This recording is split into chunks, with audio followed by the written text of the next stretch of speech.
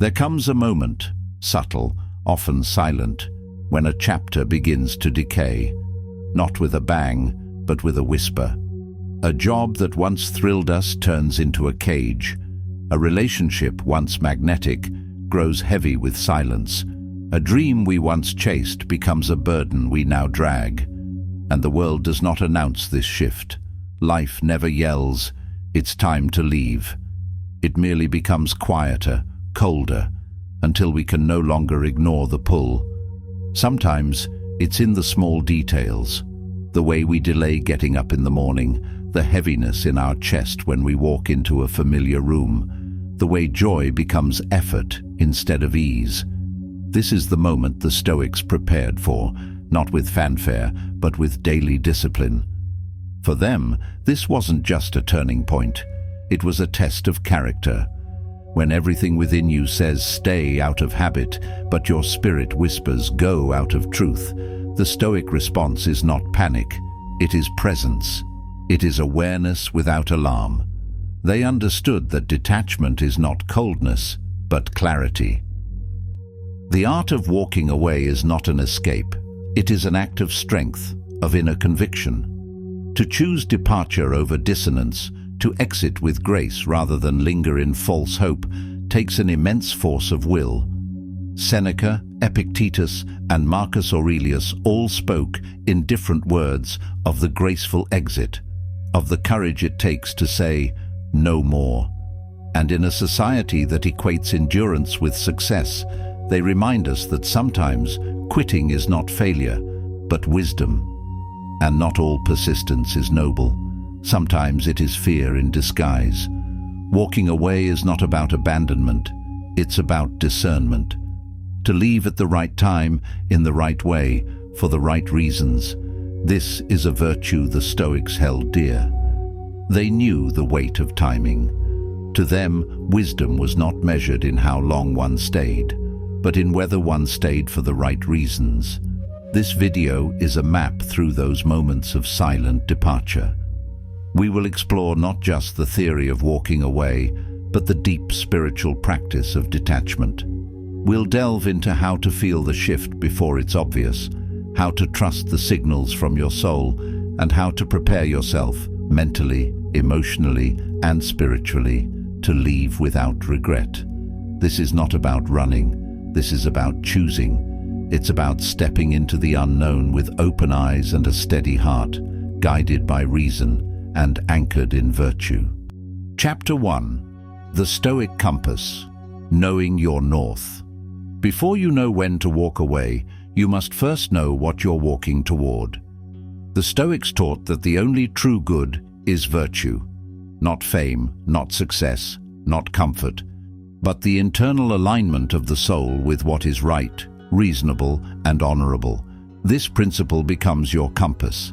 It tells you, this is not worth your peace, or this contradicts your values. Marcus Aurelius said, "The impediment to action advances action. What stands in the way becomes the way." He did not mean we should stubbornly cling to every challenge.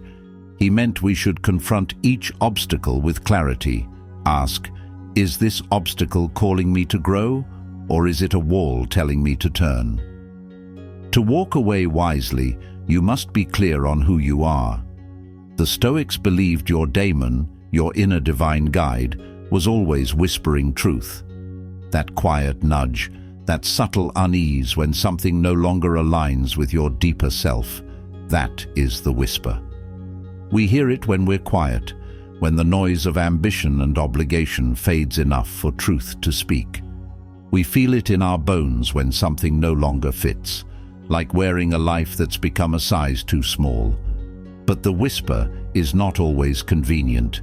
It doesn't come with explanations or timelines. It disrupts our plans. That's why we often ignore it. We distract ourselves, rationalize the discomfort, or convince ourselves it's just a phase. The Stoics, however, trained for that inner voice. They meditated on mortality, on impermanence, on the ever-shifting nature of the external world, so that when the whisper arrived, they would not flinch.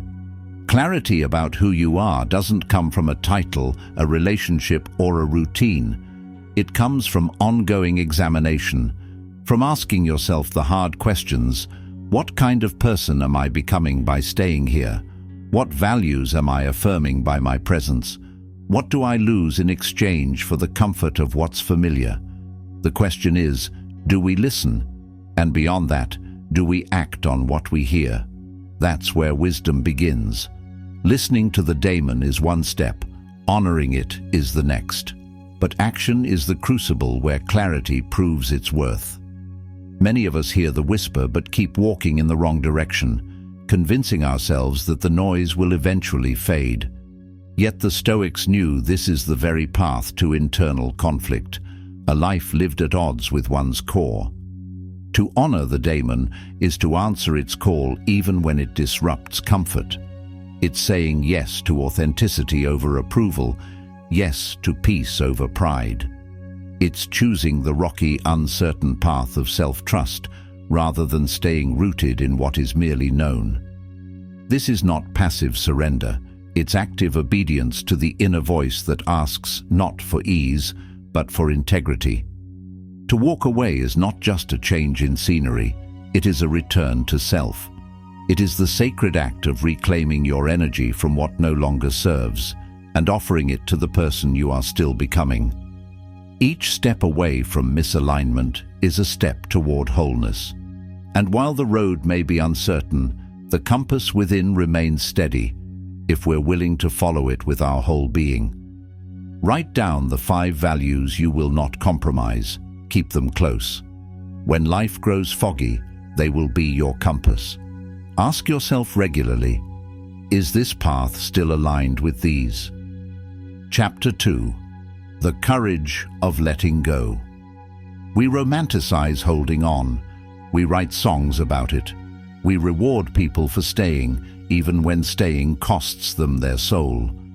But the Stoics saw things differently. They honored courage, not just the battlefield kind, but the quieter kind, the courage to leave a dinner party when the conversation turns sour, the courage to leave a job when it suffocates your spirit, the courage to walk away from someone you love, because staying would mean losing yourself. They celebrated the bravery it takes to let go of something once meaningful when it no longer nourishes the soul. That kind of bravery isn't always visible to others. It's not marked by applause or medals, but it is the kind that restores your integrity and protects your peace. It's the courage of the silent decision, the late-night resolve, the unseen boundaries set in solitude. The Stoics also knew that courage is deeply personal. What looks like weakness to the world may, in truth, be the most heroic act a person can take. Walking away doesn't always come with understanding from others.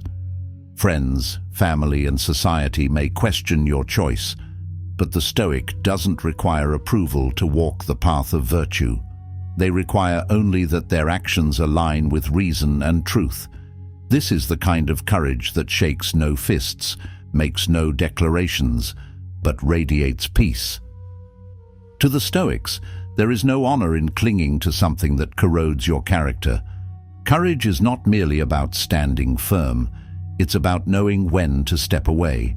It's about having the internal strength to release your grip on what no longer aligns with your values. They believed that endurance is noble only when it serves the good, not when it serves ego, fear, or social pressure. Courage means understanding the difference between grit and grace, between staying because it's right and staying because you're afraid to leave. It's easier to stay and suffer in silence than it is to leave and face the unknown. But easier is not always better. Sometimes what we call endurance is really avoidance in disguise, a mask we wear to avoid confronting the pain of change. The Stoics would argue that real endurance is in facing yourself, acknowledging the hard truths, and in walking into the unknown with clarity rather than clinging to the known with confusion. That kind of self-confrontation requires far more fortitude than we often realize. Epictetus taught, Some things are up to us and some are not. That single truth, when fully grasped, becomes a liberating compass in times of transition. Staying in a toxic situation to try to fix it is often just pride dressed in the costume of responsibility, and pride, left unchecked, can keep us locked in cycles that strip away our peace. What's up to you? Your values, your choices, your presence. What's not up to you? The response, the outcome, the approval, the perception others hold of your choices. The moment you begin trying to control what is not yours to command, you've lost the essence of Stoic wisdom. And more importantly, you've lost time. Time that could have been spent walking toward what nourishes your spirit, what brings you closer to your essence. The Stoics teach that time is perhaps our most sacred possession, and wasting it on things outside our control is the greatest theft of all, one we often commit against ourselves. Walking away is not about rejecting people. It is about honoring your integrity.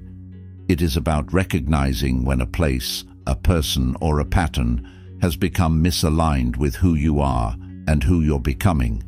It is the conscious decision to value your internal harmony over external obligations. It is about seeing your life as a sacred trust, not to be bartered for comfort or validation, but to be lived in truth and virtue. When we stay too long in environments that contradict our essence, we don't just lose time, we begin to lose pieces of ourselves. To walk away is to reclaim those pieces. It means you are willing to sit with uncertainty rather than betray your soul. It means choosing depth over ease, truth over pretense, wholeness over the illusion of stability. It means learning to live with the discomfort of others, misunderstanding your decision, and standing tall anyway. For the Stoic, walking away is not impulsive. It is considered, principled, rooted in years of reflection and the unshakable desire to preserve one's moral character. And it takes far more strength than staying out of fear. It takes the kind of strength that doesn't roar, but whispers calmly, "I will not abandon myself to make others comfortable." In fact, walking away might be the greatest declaration of self-respect you will ever make. It says, "I choose to protect my peace. I choose to walk in alignment with what I know is right.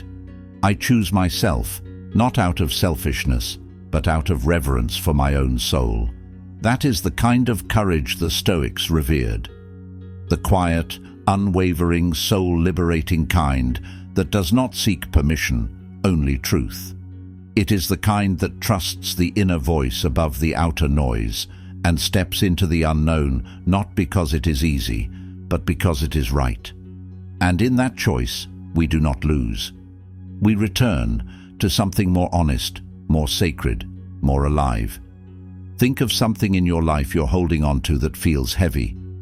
Ask, am I staying out of love or out of fear? If it's fear, fear of loneliness, failure, judgment, it may be time to walk. Chapter 3. Seneca's Silence, When the Soul Grows Quiet. Seneca wrote many letters in the later part of his life, one in particular where he said, "Sometimes even to live is an act of courage." This wasn't melodrama, it was observation. He had begun to feel the burden of being entangled in Nero's court. The man who once wielded influence was beginning to feel trapped in the very system he helped maintain. What was once an avenue for influence and wisdom had become a labyrinth of compromise and silent suffering. His words were no longer just reflections, they became cries of quiet rebellion against the invisible chains of power. There is a lesson here. When your soul grows silent, listen, not just casually, but reverently. The soul does not grow quiet without reason. It retreats when the world becomes too loud, too chaotic, too misaligned with truth. Silence is not absence, it's invitation. It beckons you to notice what no longer nourishes you. It draws your attention to the dissonance between what you're doing and who you're becoming. When creativity feels like labor, when purpose dissolves into performance, the Stoic understands the soul is signaling change. What once felt like flow now feels like friction, and that friction is not random, it is sacred data. That discomfort is the soul's compass shifting direction. It doesn't demand panic, it calls for presence. Listening to that silence requires courage, especially in a world that rewards noise. When Seneca sensed this, he did not ignore it. He did not explain it away. He began to withdraw, not out of bitterness, but clarity. He saw the cost of staying, not only in political terms but in moral and existential weight. The very environment that once offered opportunity had turned toxic, and in doing so, he turned inward.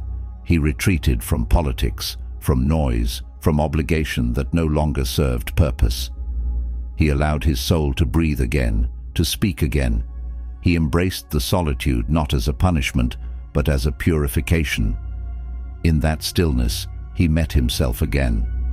And in this space of retreat, he began to write some of the most profound letters ever penned, correspondence that would echo through centuries, inspiring those who would never know his name. These writings weren't just philosophical musings. They were blueprints of how to live well, how to endure suffering with dignity, and how to find strength in surrender. Walking away wasn't his failure. It was his freedom. He didn't flee life. He reclaimed it. In solitude, he didn't become less of himself. He became more fully aligned, more fully human. His retreat was not a resignation, but a reawakening. It was not the absence of engagement, but the presence of deeper engagement with what truly mattered. He chose the silence of truth over the noise of duty, and in doing so, he became more potent, not less. He gave up the applause of power to pursue the peace of principle. His solitude became a forge, not of escape, but of refinement.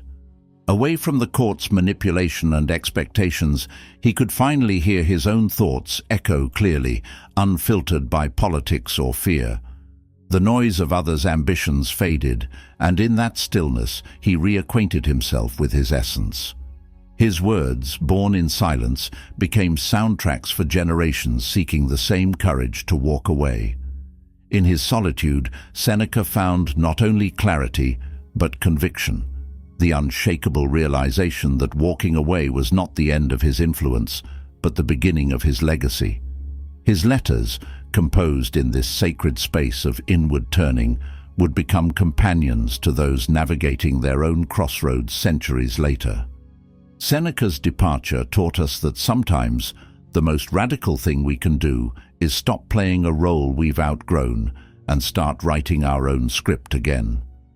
To break character is to reclaim character, to become again the author, not the actor. We too must recognize when the inner fire dims. Not every spark dies loudly. Some fade gently, quietly, beneath layers of repetition and responsibility. When the soul goes quiet in a place, it may be whispering that it no longer belongs there. That silence is not an indictment. It's an invitation to become intimate with our own evolution. It's the soul saying, "Thank you for what was, but it is time to grow in a new direction." And if we listen closely, we realize it's not calling us away from life, but toward a deeper life. That voice doesn't scream, it stirs. It nudges with gentle insistence until the misalignment becomes too profound to ignore. And in that subtle stirring lies a call to rise, to realign, to remember who we were before the world told us who to be, to stop clinging to roles, labels, and expectations that no longer resonate. It's the quiet declaration that life at its highest is not static, it evolves. That change, though uncomfortable, is sacred. And discomfort in the Stoic sense is not something to avoid, but to investigate. It holds within it the seeds of direction. And when we choose to heed it, to walk away not in haste, but in wholeness, We honor the exact lesson Seneca lived, that courage sometimes means staying, but often it means leaving. It means listening not just with our ears, but with our soul. And when we do so with intention, reflection, and reverence, we don't just walk away, we walk home to ourselves. We return to the core of who we are, shedding what no longer fits, and stepping into what calls us forward. We begin again, not from loss, but from truth, from alignment, from a place that says, I am no longer willing to abandon my soul just to keep my surroundings familiar. That is the Stoic path, not cold, but conscious, not fleeing, but freeing. It is the deliberate act of placing peace above predictability, purpose above popularity, and alignment above approval. In this way, walking away becomes not an act of fear, but the ultimate act of fidelity to one's own soul. Observe your energy, not just your thoughts. Where do you feel vibrant and where do you feel diminished? Keep a weekly energy journal. When your soul starts to dim consistently in one area, it may be time to reevaluate. Chapter 4.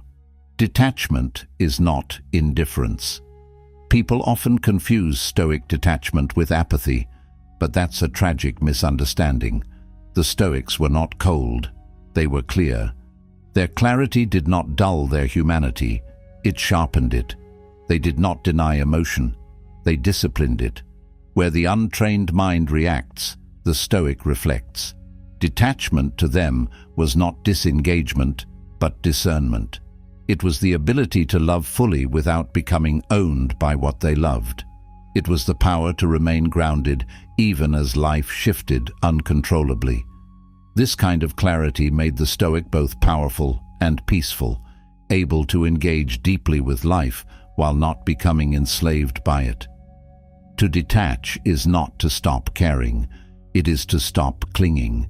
It is to love without the illusion of permanence, to act with conviction but let go of the outcome, to be present in every moment yet not imprisoned by any. Detachment in this light is not a cold indifference but a mature awareness of transience. It is an honoring of impermanence, a willingness to love while letting go. The Stoics didn't ask us to suppress love, they asked us to purify it, to remove its neediness, to distill it into its most sincere and selfless form. It's the difference between holding someone's hand and trying to hold their fate. One connects, the other controls. The practice of detachment, for the Stoic, is a commitment to flow with life rather than resist it. When Marcus Aurelius wrote, "Accept whatever comes to you woven in the pattern of your destiny, for what could more aptly fit your needs?" He wasn't saying we should become passive. He was saying we should not fight what reality is showing us. Life is not obligated to conform to our preferences. What unfolds is not always what we hoped for, but often exactly what we need to grow. Sometimes life whispers that it's time to go. It doesn't do so with judgment or cruelty, but with a quiet beckoning toward a more authentic path. And if we grip too tightly, if we cling to the familiar despite the rot, we turn that whisper into a scream. We turn guidance into suffering. We exchange evolution for erosion. Detachment allows us to walk away without bitterness, to say, "I leave, not because I hate this, but because I must honor something deeper." It is not a resignation to apathy, but a recommitment to truth. It lets us carry the lessons, but not the weight. It teaches us to hold our experiences in open palms instead of clenched fists. Detachment does not erase the memories or the meaning of what was. Instead, it reframes them through the lens of growth. It allows us to look back not with regret, but with reverence for what shaped us and for the strength it took to move on. It allows us to bow gracefully to what once was, even as we turn toward what now must be. In that bow is grace, maturity, and the highest form of wisdom. It is the Stoic acknowledgement that everything has its time, and that clinging to what is fading only delays our emergence into something more aligned. Detachment is the soul's way of saying, I release this not in anger, but in reverence, for both it and for myself. It is the soul's way of drawing boundaries in the sand with gentleness, not resentment. It is a voice within that says, this has served its purpose. Now let me serve mine. It is an act of love, a love big enough to let go, clear enough to see the truth, and strong enough to move forward without the need to grasp. This love is not weak or passive. It is the fierce, compassionate kind that can walk away with open hands and a steady heart. It's the kind of love that holds on just long enough to honor the past, but then releases it when the soul says, it's time. It is not rooted in ownership, but in deep respect for self and for the sacredness of timing. It is a love that trusts, that listens, that allows life to unfold without the need to control every page. It knows that control is often a masquerade for fear, and fear is not a sturdy foundation for growth. This love understands that release is not loss, it is liberation. It is an acknowledgement that what served us once may no longer serve us now. It is the kind of love that surrenders not in defeat, but in devotion to what is real. It turns walking away into an offering, not a rejection, a step not of resistance, but of return. Return to what truly matters. Return to stillness. Return to the clarity that often gets clouded when we stay too long in a space we've outgrown. Return to alignment. Return to virtue. Return to the person you were always becoming underneath the weight of what you thought you had to carry. Underneath the masks, underneath the roles, the person whose voice had become faint beneath the expectations of others. And in that return, we do not diminish, we rise. We rise not in defiance, but in remembrance, not in anger, but in wisdom. We rise because we finally stepped into who we always were. Each morning, hold one object that you value, a photo, a necklace, your phone. Look at it and say, I may not have this tomorrow, and that's okay. It is a ritual of release, training your mind to love fully, but not cling. Chapter 5. The Fear of the Unknown and Why It's Lying to You. Here lies the great paradox. Most of us would rather suffer in familiarity than risk the unknown. We become fluent in pain that we know, and we fear the silence that might follow release. Familiarity provides the illusion of safety, even when that safety costs us our spirit. There's something strangely comforting about a discomfort we understand. At least, it doesn't surprise us. It becomes a story we know how to tell ourselves, even if the ending never changes. And so we endure, we rationalize, we delay our departure in the name of stability. We convince ourselves that things will change, that we're just being impatient, that discomfort is the price of being responsible. But Stoicism teaches that fear of the unknown is almost always a lie. Fear is a storyteller. It spins tales with vivid imagery and dramatic endings. It tells you the worst-case scenario and calls it wisdom.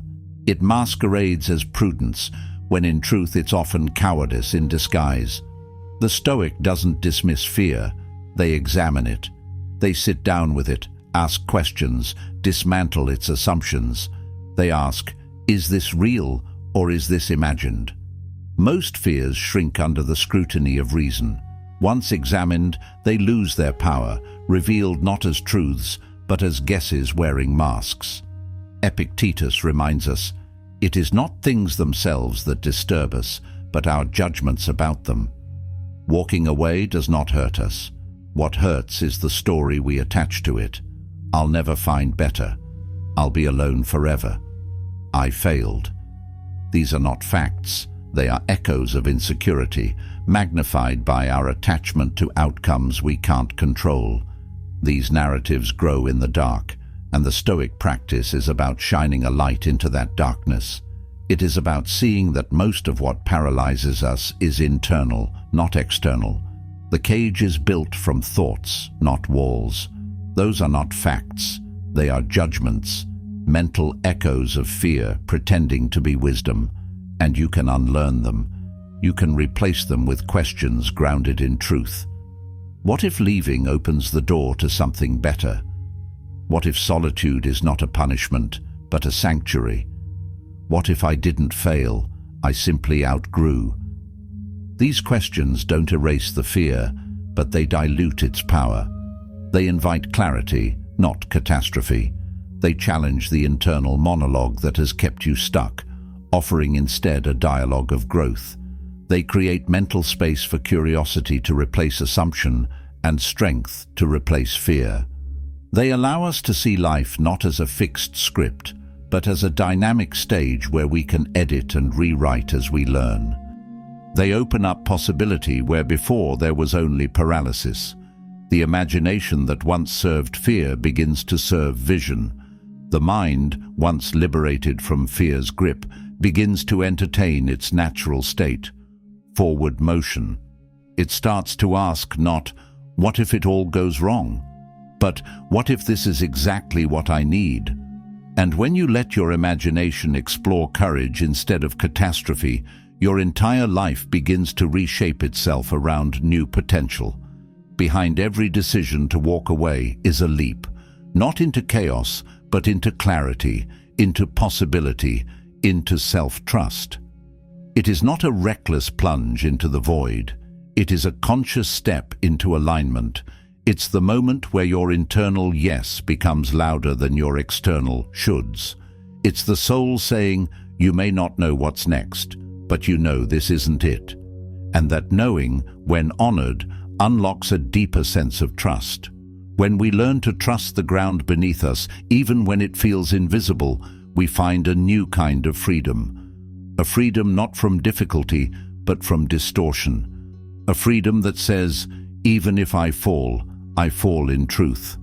The kind that doesn't wait for certainty, but walks with courage anyway.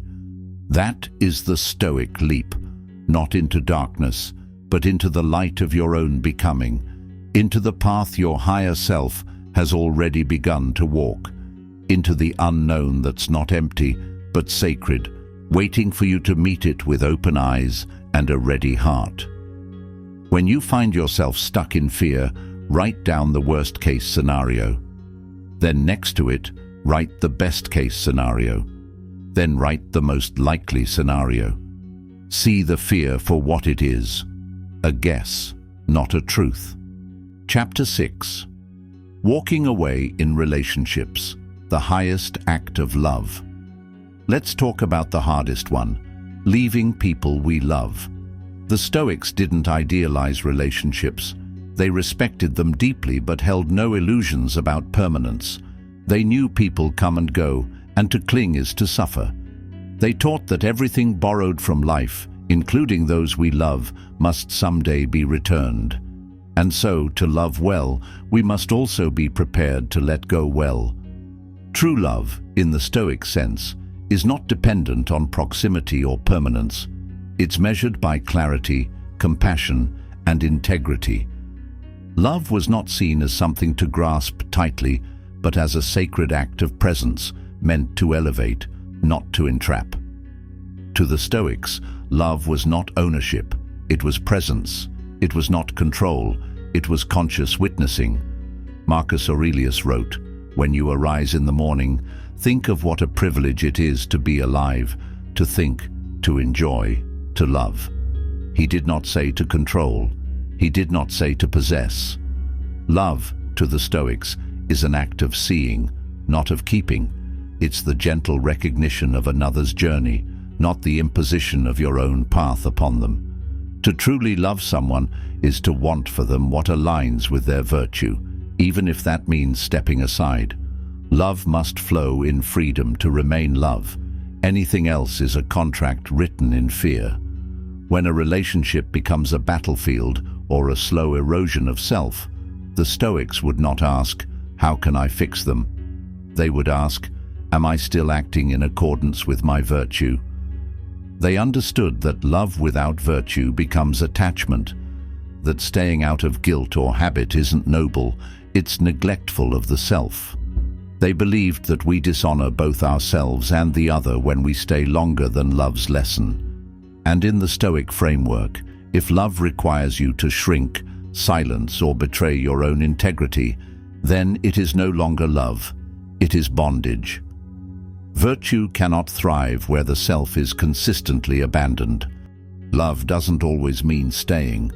Sometimes it means holding someone in your heart as you walk away. It means choosing to remember the good while releasing the grip on the present. It's understanding that loving someone doesn't obligate you to sacrifice your wholeness for their comfort. It's being honest about the difference between care and codependence, between devotion and depletion. It means recognizing that space can sometimes deepen love's wisdom, that absence can clarify what presence once confused. It's acknowledging that stepping away does not mean abandoning them. It means returning to yourself. Love can continue in silence, in space, in the letting go. It evolves from a fire to a quiet ember, still glowing with memory, but no longer demanding to burn. That ember becomes a soft illumination, a warm testament that what you shared mattered, even if it couldn't continue. It reminds us that just because something ends doesn't mean it failed. It fulfilled its season. And if the answer to that hard question, am I acting in accordance with my virtue, is no, then love demands that we leave, not with anger, not with vengeance, with gratitude. Gratitude for what was shared, for what was learned, for the mirror they held up. Gratitude for the ways they helped shape us, even through difficulty. Gratitude for the ways they challenged our patience, sharpened our compassion, and revealed the parts of us we didn't know needed healing. We honor the role they played in our story, even as we choose to write the next chapter alone. We leave with an open heart and an anchored soul, knowing that to walk away with grace is sometimes the highest form of love we can offer, to them and to ourselves. And in doing so, we affirm that true love does not end. It simply changes shape, releasing both people to walk in peace. In letting go, we do not lose love. We set it free to become something wiser, something quieter, something that no longer holds but blesses from afar. If you're struggling in a relationship, ask yourself, is this bringing out my virtue or my vices? If it's the latter, consider what love looks like. Maybe it's staying and changing the terms. Maybe it's leaving. Either way, do it with love. Chapter 7. Career Crossroads. Purpose over prestige. Your job is not your identity. The Stoics knew this. They understood that the roles we inhabit are temporary, circumstantial. They are not the essence of who we are. The essence lies in character, in virtue, in how we choose to show up regardless of what nameplate sits on our desk. Your occupation may describe how you spend your time, but it does not define your worth. Seneca was a playwright. Marcus Aurelius was an emperor. Epictetus was a slave. And yet, all of them found peace, not in title, but in purpose. Seneca did not derive his meaning from fame or politics, but from the refinement of thought and ethical clarity. Marcus did not attach to the pomp of power. He constantly reminded himself that his role as emperor was simply a function, not a crown upon his soul. Epictetus, bound by circumstance, lived freer than many kings, because he understood that the highest office is self-command. Each of them reminds us, meaning is not found in position, but in intention. When your work begins to feel like armor instead of expression, it may be time to question your direction, not because you're weak, but because you're wise. Armor is meant to protect us, but it also weighs us down. It limits movement, flexibility, and breath. It becomes a shell that shields us from external criticism, but distances us from internal truth. And when your identity becomes more about protection than authenticity, your soul begins to ache beneath the surface. You no longer create, you defend. You no longer lead, you perform. When we build identities to protect ourselves from judgment, from disappointment, from failure, we often end up imprisoned in those same identities. The layers we wear to feel secure become the walls that box us in. Over time, we forget what it's like to live without those layers. A job, a title, a reputation. They can all become masks we forget we're wearing. They may begin as expressions of our passion, but can harden into facades we maintain out of fear. We serve the role more than the reason we entered it. The Stoic sees this and asks the deeper question: does this reflect who I am, or is it a shell I've outgrown? The Stoic asks, am I doing this for the approval of others, or because it aligns with my highest self? That question is a doorway, a mirror, a moment of reckoning. It demands silence, honesty, and a willingness to face the truth, even when it's uncomfortable. If it's the former, you are a prisoner in golden chains. The chains may shine, they may be praised by society, they may open doors and win admiration, but they still confine the soul. They keep you tethered to expectations, weighed down by the need to be seen a certain way. The golden chains may impress the world, but they suppress your essence. You smile in meetings while your spirit sighs in silence. We are praised for ambition, but rarely for alignment. The external world often rewards performance, not presence, results, not resonance. And when we work only for recognition, we sacrifice the integrity of effort for the illusion of acceptance. We trade joy for status, purpose for prestige, presence for performance. We begin to wake up dreading the very roles we once fought to earn. The cost is silent but cumulative, a dulling of the spirit over time, a quiet erosion of the authentic self. Our light doesn't go out all at once. It dims, flickers, retreats into the corners of a life we no longer recognize. The Stoic chooses differently. They pursue work that expresses their values, not their vanity. They seek out the alignment between inner truth and outer action. They don't ask, will this make me look successful? They ask, will this keep me whole? They serve not applause, but principle. They seek not a stage, but a steadiness of soul. They are more concerned with who they become through their work than what the work appears to others. The Stoic understands that the reward is not in how loudly you are celebrated, but in how quietly you can sit with yourself when the celebration ends. They measure success not by titles earned, but by the soul preserved. They understand that legacy is not built by climbing higher on a ladder you don't believe in. It's built by walking with integrity on a path that reflects your truth. They know that the most meaningful work is not always the most glamorous, and that dignity comes from depth, not display. And in doing so, they walk free, even within systems others would call cages. They are not bound by circumstance because they are anchored by character. Because true freedom is not in the job, it is in how you inhabit it. It is not what you do, but how honestly and intentionally you do it that defines your legacy. Freedom is found in integrity, not in income, in showing up fully, not in showing off. It's the quiet strength of living in truth, even when no one notices. And that, the Stoic knows, is more than enough. At the end of each week, ask, what part of my work made me feel most alive? What part drained me? The answers are a compass. Follow what expands you. Release what shrinks you. Chapter 8. The Practice of the Exit, How to Leave Well. Leaving is an art, and like all Stoic practice, it must be done with grace, intention, and integrity. It's not about exiting with fanfare or dramatic flair. It's about closing a door in such a way that you can walk forward without the burden of regret. The Stoic understands that how we leave something is just as important as why we leave. It reveals our discipline, our values, and our inner peace. To leave well is to leave in alignment with who you are, not in reaction to who others failed to be. When you walk away, do not burn the bridge. Do not curse the journey. You honor what was while choosing what must be. Every path walked, even the painful ones, played a role in shaping you.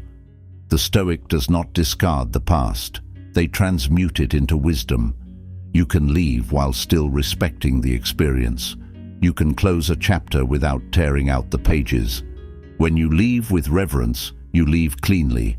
No debris of bitterness, no dust of resentment clinging to your heart.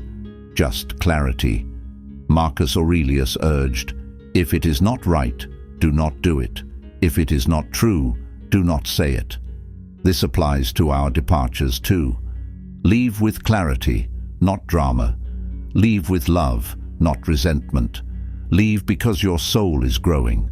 Leave because the person you are becoming requires new soil to root in. Depart not to escape something, but to arrive more fully into yourself. And even if others don't understand, especially if they don't understand, you hold your exit as a sacred act, one that honors your evolution, not your ego. There will be pain. That's okay. Pain, after all, is the echo of meaning, proof that something mattered. It's the body and soul's way of honoring what once was. But there will also be freedom, and that is priceless. Freedom is not the absence of responsibility, it is the presence of alignment. It is the quiet, powerful sense of walking in step with your truth, even when the road is uncertain. Because in that pain is proof that you cared deeply, that you were engaged, that you gave part of yourself fully. And in that freedom is proof that you listened to the inner whisper rather than the outer noise. It is the reward of choosing authenticity over comfort, growth over familiarity. The Stoic does not seek a painless life, but a purposeful one. They know that meaning often walks hand in hand with grief, that to walk away is to pass through the threshold of discomfort into the open sky of what might be. And sometimes the most purposeful thing you can do, the most honest, the most courageous, the most healing thing, is walk away. Not in bitterness, not in haste, but with your head high, your heart full of gratitude, and your spirit unburdened by the chains of staying too long. To walk away like this is not a retreat, it is a return to your own clarity, a return to your own rhythm, a return to your own life. Before you leave anything, a job, a relationship, a chapter, write a letter of gratitude. You don't need to send it. Just write it. Name what you learned. Name who you became. Close the chapter with a bow, not a slam. Chapter 9. The Stoic Art of Release. The Stoics believed that the ultimate teacher of detachment was death, not in a morbid way, but as a clarifier of value. They practiced memento mori, remember you will die, not to scare themselves, but to sharpen their choices. To remember death is to remember that everything you cling to is temporary, and if it's temporary, you must learn to hold it with open hands. Seneca said, "Let us prepare our minds as if we'd come to the very end of life. Let us postpone nothing. Let us balance life's books each day." This wasn't about living in dread. It was about living in readiness, readiness to let go, readiness to walk away. Death, to the Stoics, was the final and most honest audit. Would you still be doing what you're doing now if you knew your time was short? Would you still be in that room, that job, that relationship? If the answer is no, the Stoics would urge you to realign, while there's still time to do so with grace. Walking away is a rehearsal for death, a smaller goodbye that trains you for the ultimate one. It teaches you to release attachment, to say thank you and farewell in the same breath. It teaches you to bow, to exit, to unclench.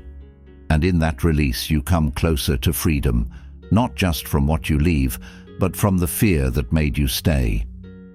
Each night before bed ask, "If I don't wake tomorrow, am I proud of how I lived today?" Let that question guide your next steps. Chapter 10. Staying gone, the discipline of presence. Leaving is only half the Stoic journey. The other half is staying gone, because often after we walk away, doubt creeps in. We remember only the good moments. We minimize the pain. We start bargaining with the past. Nostalgia paints over wounds with romantic hues, and suddenly what hurt us seems soft, almost sweet. This is where many return, not out of love, but out of fear. Fear of being wrong, fear of being alone, fear of what the future may not hold. So we revisit places we left behind, hoping maybe the story has changed. But it hasn't. We've changed, and that's why we left. But the Stoic disciplines their memory as much as their thoughts. They remind themselves, what's done is done. I left for a reason. That reason is still valid. They don't romanticize what was. They honor what is. They understand the mind's ability to edit, to smooth over pain with nostalgia, to polish the past and present it as something more bearable than it really was. The Stoic resists this distortion by practicing radical honesty, looking back with both warmth and clarity. They remind themselves of the cost of staying, the moments lost, the energy drained, the silent grief of being out of alignment. They refuse to let the past distort the present. Instead of replaying a highlight reel, they replay the full truth, the sleepless nights, the tension, the slow erosion of peace. They remind themselves of the toll it took to stay. They recall the compromises that dimmed their inner light and the weariness that became the soundtrack to their days. Memory can be misleading when filtered through longing. The Stoic seeks not comfort in recollection, but clarity. Clarity keeps the path forward lit, even when the road behind looks golden. Clarity demands honesty, and honesty is the path to freedom. Presence is the antidote to relapse.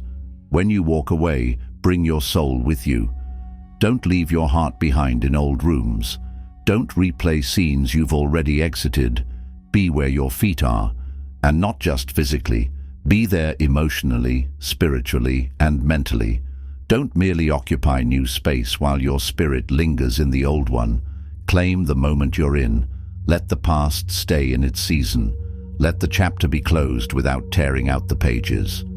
The Stoic wakes each day and says, "Today I begin again." Not because the past didn't matter, but because the present matters more. Every sunrise is a quiet invitation to release what no longer serves and recommit to what still calls you forward. Presence isn't just awareness, it's allegiance. It's a daily promise to show up where you are, not where you were. It's choosing to show up fully, not just in body, but in belief. To stay gone is to stand firm in your becoming. It is to remain rooted in the decision that honored your soul, even when the winds of longing try to sway you. It's the courage to resist nostalgia and stay loyal to your truth, even when it's quiet, even when it's lonely, even when part of you wonders if you made a mistake. The silence after departure can be deafening, and the emptiness may seem to beg you to go back. But the Stoic knows that silence is not a void. It is space for transformation. It is room for your soul to breathe. Staying gone is not stubbornness. It's spiritual discipline. It's a fierce, quiet resilience, a soft but unshakable vow to yourself. It is the willingness to sit in discomfort for the sake of your integrity. It's an inner anchoring that says, even if no one understands, I know why I left. I know who I am becoming. The world may try to pull you back into roles you've outgrown, but you don't owe the world a repetition of your former self. You owe yourself an honest unfolding. It is the ultimate act of self-respect, honoring your growth by not shrinking back. It is the sacred commitment to walk forward, even if that path is less familiar, less praised, or less convenient. Growth is rarely glamorous. It's often quiet, subtle, invisible to others. But the Stoic doesn't walk to be seen. They walk to be true. And in that truth, they find strength that doesn't need to shout. It's choosing not to re-enter what once broke you, even when the door is still open, even when it looks cleaner now, brighter now, more inviting. Because a beautiful doorway still leads to the same room if nothing has changed. The Stoic knows a polished trap is still a trap. The shine might distract, but the structure still confines. And so they walk on, not because it's easy, but because it's right. With every step, they reclaim another piece of their integrity. And with each step forward, they grow lighter, not from forgetting, but from no longer carrying what is no longer theirs to hold. They carry wisdom instead, earned in silence, carried with grace, and shaped by the fire they chose to walk through, not return to. And that wisdom becomes their compass, their calm, and their quiet triumph. Set a daily reminder on your phone. You left for a reason. Honor it.